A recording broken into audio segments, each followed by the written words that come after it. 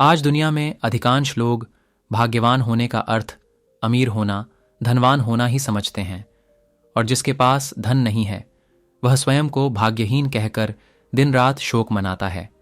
मगर क्या हमने कभी सोचा कि भाग्य आखिर है क्या? क्या दुर्लभ मनुष्य जन्म मिलना यह भाग्य नहीं है?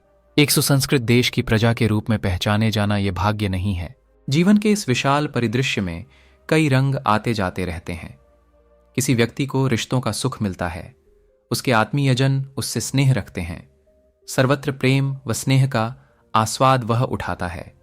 वहीं किसी व्यक्ति को परिजनों का स्नेह नहीं मिलता, मगर वह संसार में नाम कमाता है, दुनिया उसे प्रेम करती है। यह भी भाग्य का ही एक रूप है। किसी व्यक्ति के भाग्य में अथाह धन संपत्ति आती है, मगर वह उसका उपभोग करने में असमर्थ होता है। शारीरिक बीमारियां उसे घेरे रहती हैं। वहीं शारीरिक रूप से स्वस्थ व्यक्ति धन की कमी का शोक मनाता है। वह यह नहीं सोचता कि स्वस्थ शरीर रूपी नियामत पास होना ही उसका सौभाग्य है।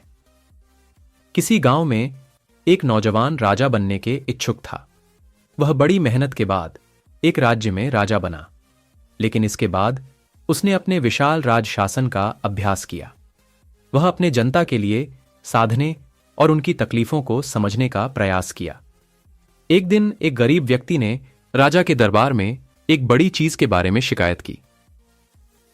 वह राजा के उपासना स्थल के द्वार पर खड़ा था जब एक शेर ने उसे बाहर फेंक दिया और उसका अत्याचार किया।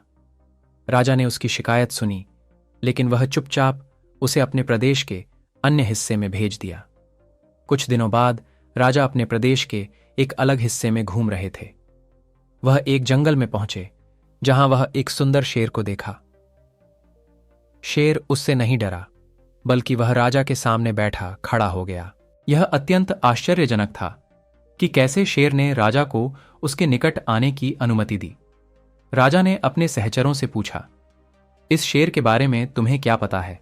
सहचर ने बताया, राजा, यह शेर एक समय जब बालक था तब उसने एक भिखारी को बाल मारकर मार दिया था। उसके पशुओं के मालिक ने उसे रोकने की कोशिश की, लेकिन उसके अधीन स्थिति ने उसे बदल दिया। वह आज अपनी निष्ठा और विश्वास के साथ राजा के साथ बैठ गया है। राजा ने इस सीख को गहराई से समझा और अपने राज्य में अधिक न्याय और सम्मान के साथ शासन किया। वह अपने प्रजा के लिए एक अच्छा और सच्चा शासक बन गया और उनकी सम्मान की। इस कहानी से हमें यह सीखने को मिलता है कि सच्चे शासक वह होते हैं जो अपने लोगों की सेवा करते हैं, उनकी सुरक्षा और उनकी ज़रूरतों का ख्याल रखते हैं। उन्हें अपने व्यक्तित्व को परिवर्तित करने के लिए तत्पर और विनम्र बनने की आवश्यकता होती है। इससे हमें यह भी सीखने को मिलता है कि हमें किसी को उसके पूर्व के कार्यों के आधार पर नहीं जज्बा करना चाहिए, बल्कि उन्हें उनकी प्रासंगिकता के आधार पर देखना चाहिए।